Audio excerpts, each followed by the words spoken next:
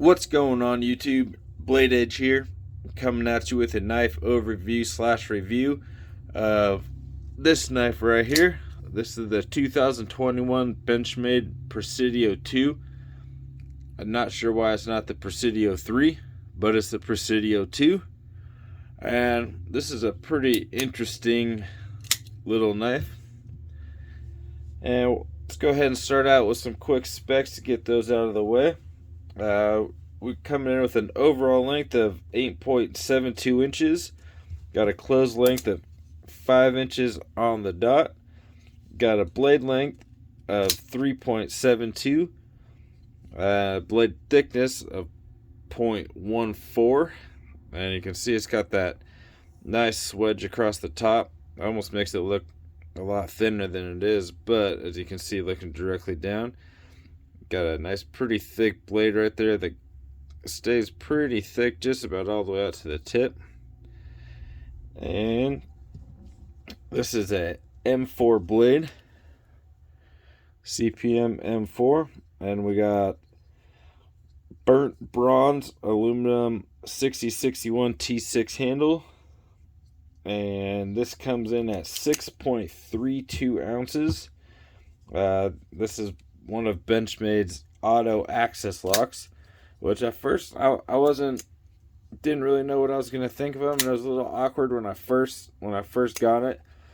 And this was actually my first auto access knife that I had, and I have to say, after using it a few times, it actually became a lot more comfortable and a lot more second nature than I thought I would. In fact, sometimes now I find myself going to open up Benchmade with the access lock and pulling down on the access, like, well, what's going on here? And realizing, it's got to be an auto for it to open up like that. You can pull down on both sides of the access. You can do one side. I'm not sure if that over time would cause undue wear to one side or the other. I have to admit though, I have just been doing from the one side. It's just kind of became it, which is kind of cool because you can do it from the reverse side too.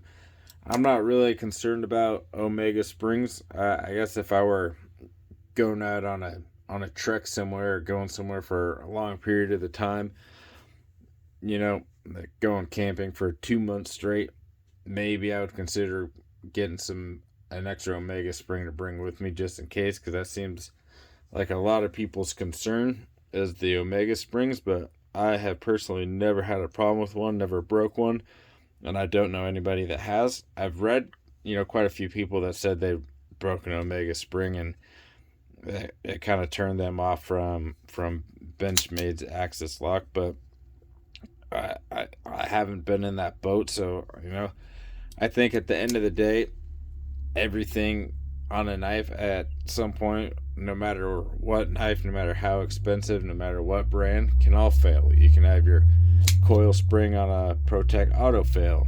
You can have your ball lock on a Spyderco. You can have the plastic cage break on that. So I don't necessarily think that Benchmade or its access lock or its auto access should be discredited because people have had the springs break. There's been springs broken on every kind of knife everywhere. So take that for what you will. That's my opinion on it. So this comes with a deep carry clip. You can see just about that much of the knife sticking out of the old pocket.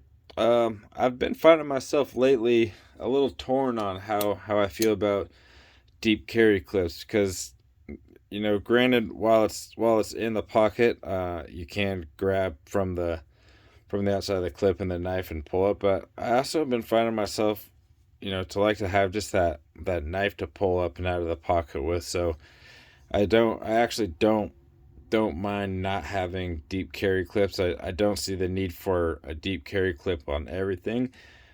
And I have to say, especially something this big with this much size, I mean, it's going to be noticed in your pocket whether you have that much of the knife sticking out or that much of the knife sticking out. And that's just based on its sheer size. So I almost would prefer to have a non-deep carry clip, but it doesn't hurt anything. I'm not a huge clip guy. I don't put too much stock on the clip. That's just uh, my preference. So you have a lock here on the spine of the blade, and this can lock it from opening, and this can also lock it once it's open from shutting. So pretty cool. You do have, with the lock on, you do have a little bit of blade wiggle. I think either direction. But it's not going to open or close on you with that lock, and that's a pretty thick, burly lock in there. And essentially, is what it's doing is it's just going up against the axis bar, preventing it from moving. And if the bar won't move out of the way of the blade, then the blade can't open or close. Pretty simple lock, pretty straightforward.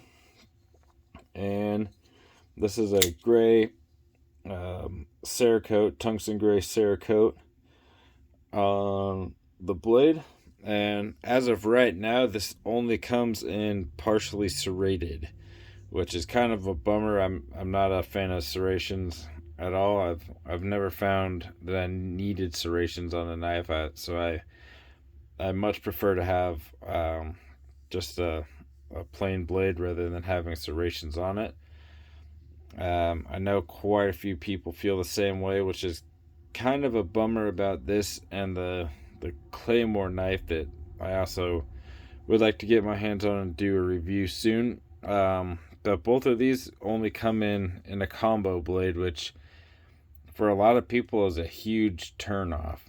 A lot of people just they won't spend the money and buy a knife that has a combo blade because they don't like serrations, and I can't blame them. This is the first knife in a very long time that I bought that's had serrations on it, and it was just strictly based off how much I loved my Presidio 2 manual, and I had two mini Presidio 2s, and I found that I really enjoyed the ergonomics on them, which, by the way, ergonomics on this are amazing. It's very comfortable to hold.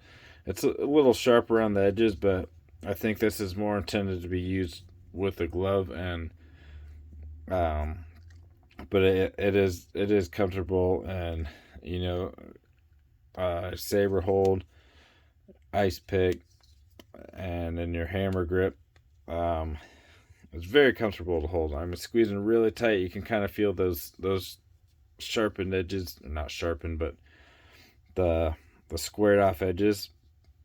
But it is a very comfortable knife to hold, and definitely with these big old meat paws, get a full girt purchase plus a whole extra finger, and that's a good thing. It's real good thing. M4 steel is definitely one of my favorite steels. I've found it to be very strong. It holds an edge for a very long time, and I for one have not had trouble sharpening M4. It may take a little bit longer than some other steels out there, some other super steels, but it doesn't seem to give me very much of a problem. And I am one of those people that I thoroughly enjoy sharpening knives. I sit down for hours sharpening one or multiple blades, and just something I like doing. So I would say that this hasn't given me any trouble. I also have a bug out in M4. Bug out in M4 steel, and same thing with this. Haven't had any issue, and those go together pretty nicely. So I really like Benchmade's M4. I think the heat treat on it seems like it's a great heat treat, and seems like they do a really good job with their M4. So I really like that. While we're at it, get into size comparisons real quick. So that's your That's your Presidio 2 next to your bug out. And you can kind of see at a little bit of an angle, so notice that the ones on the front look a little bit bigger than the ones on the back, and that's just the camera angle. So that's with those. And then Presidio 2 next to your full size Adamas. You can see pivot to pivot, the Adamas, actually they're right about the same size. I would have to say, if one was a little bit bigger than the other, I would say that the Adamas maybe trumps it by less than a quarter of an inch, maybe an eighth of an inch. I could be wrong on that though. And next one, the Demco 8020. You can see 8020 is a little bit bigger. No, actually that looks about the same size too. Sorry, I was standing at a little bit of an angle.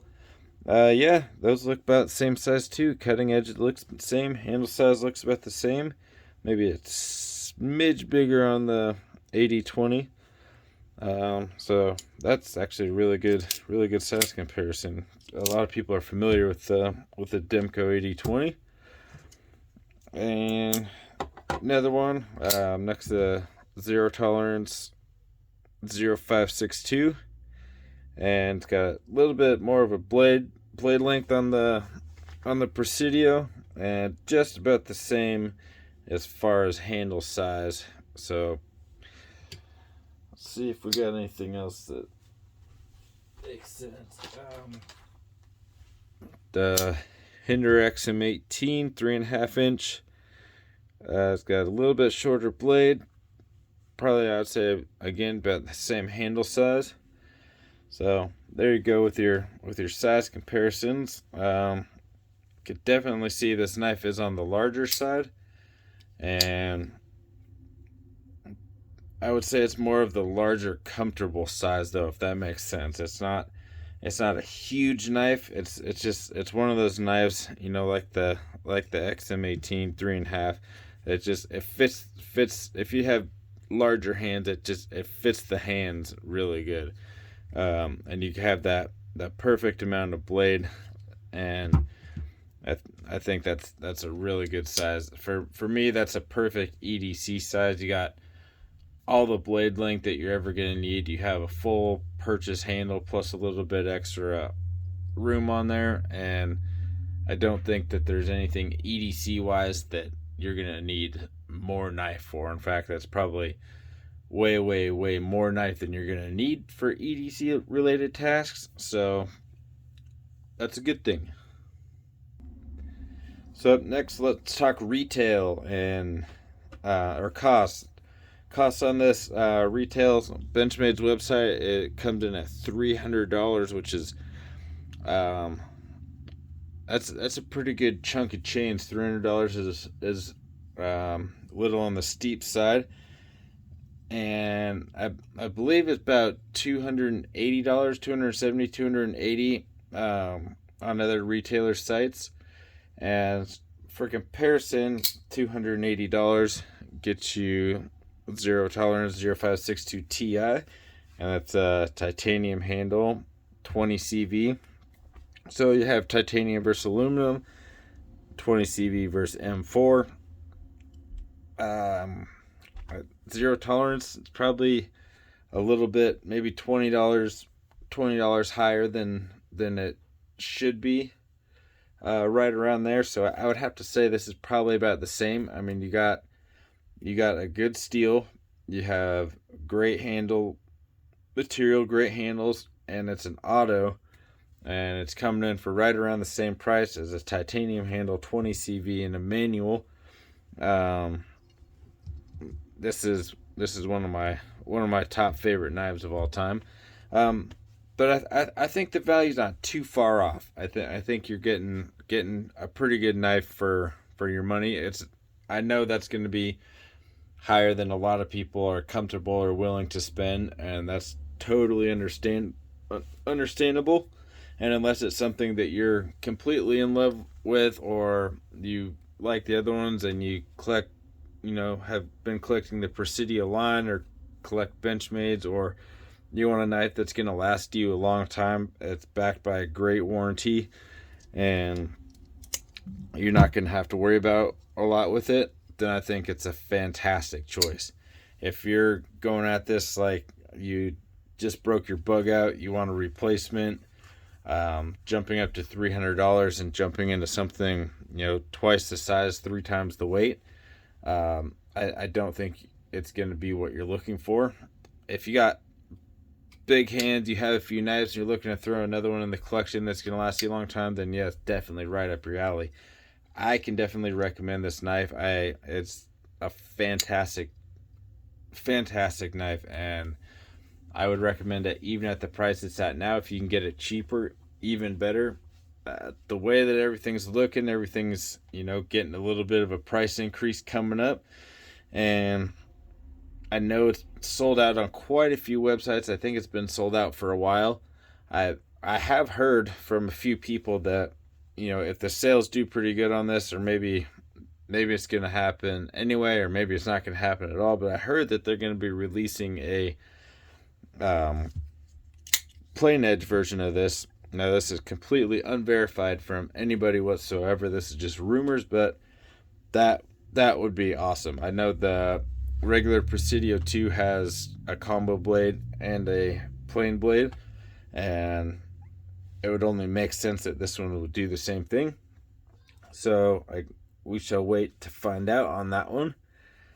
I have taken this knife apart, and the springs and everything inside are pretty straightforward. You can kind of see in there, if you can, a little bit of an angle. You got a little bit of the skeletonized steel liners.